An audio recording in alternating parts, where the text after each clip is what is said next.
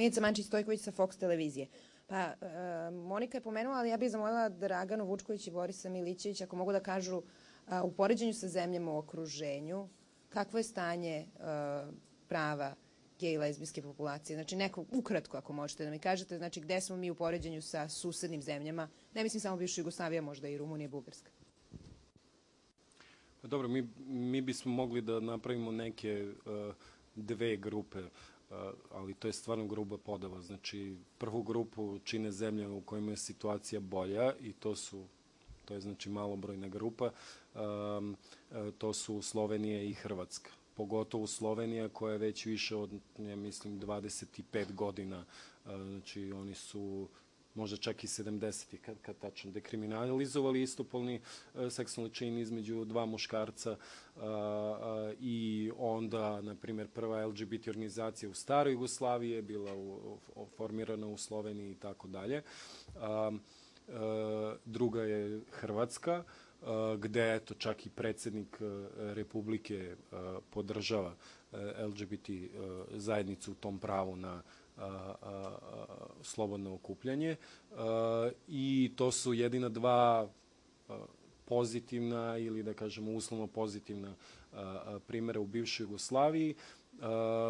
Što se tiče bivše Jugoslavije, Bosna, Crna Gora, Makedonija, Kosovo, Srbija spadaju u istu grupu, znači sad samo je pitanje koliko je nasilje prema LGBT populaciji izraženo.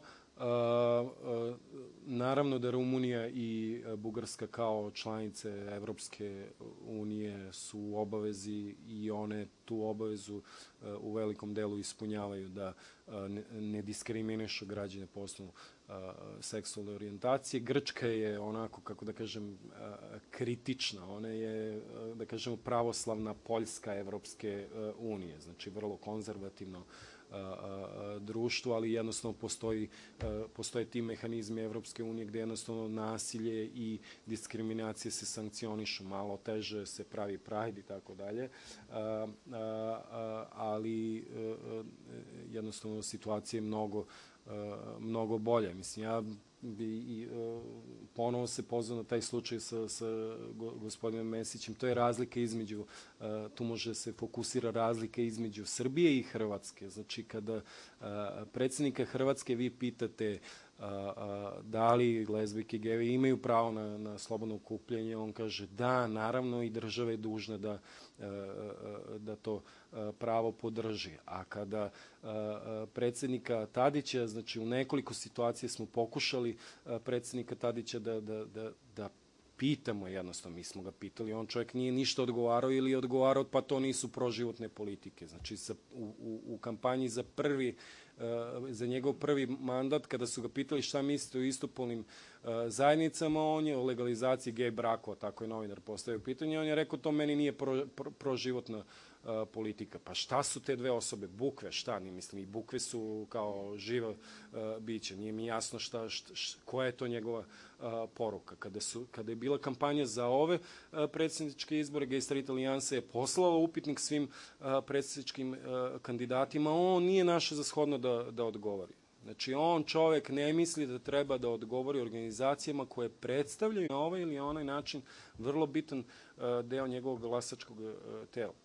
Pod jedan, kao tu postoji ustav koji njemu nalaže da odgovara svojim građanima, razumete. A pod dva, on je, kako da kažem, politički, to bi se u Americi rekli, nekorektan. Dobro, Srbija nije Amerika, pa mogu predsjednici svašta sebi da dozvole, ali čovjek ne targetira 10% glasačkog tela. Razumete? Znači, sve LGBT osobe plus njihove roditelje, braću, sestre, prijatelje, poslovne partnere, kolege sa fakulteta i tako dalje.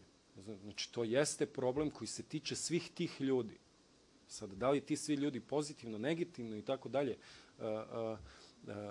misle o homoseksualnosti i LGBT osobama, to je druga priča, ali se doista tiče. Znači, Kada imate nekog geja u bilo gde, njihove roditelje se tiče šta će biti sa njihovim detetom, razumete? Kada imate nekog direktora preduzeća koji ima gej zaposlenu osobu, njega se tiče kako će njegove kolege, njegovi nadređeni, njegovi podređeni da reaguju na njega. I naravno da gospodin Tadić, i ne samo on, nego cela ta ignorantska politička elita Srbije moraće da krene da odgovara svim građanima. Ja mislim samo da je osnovna razlika tu između, na primjer, ako uzmemo poređenje Hrvatske i Srbije, s čim pregovaramo, šta nam je instrument u kampanji za pridobijanje glasova i oko čega možemo da trgujemo. Kad smo na polju ljudskih prava, tu nema pregovora i nema trgovine i s tim nema zezanja. I onog momenta kada politička elita u Srbiji ili ona koja nastoji da bude elita, pošto to još mnogi nisu, shvati da je seksualna orijentacija, pravo na seksualnu orijentaciju osnovno ljudsko pravo, a da kad je reč o ljudskim pravima, onda tu nema odbiću, 2-3% od svog glasačkog tela zato što je ono homofobično, nego je osnovni cilj zalaganje za poštovanje i promociju ljudskih prava, onda nećemo dobijati odgovore koji su, to nije proživotna politika ili će odgovori potpuno izostati, kao što je bio u slučaju, ovih upitnika Gej Strejt alijanse. Mislim da je to nekako osnovna razlika. Da, ja bih stvarno dodao, kad je Hrvatska u pitanju, za sve Srbe patriote je moja poruka, žalosno je što građani Srbije moraju da idu u Hrvatsku da bi ostvarili svoje Ustavom Srbije garantovano pravo. Razumete? Znači, žalosno je što građani Srbije svake godine odlaze u Zagreb na Pride, a ne u Beograd. I toga treba Srbija da se sramoti.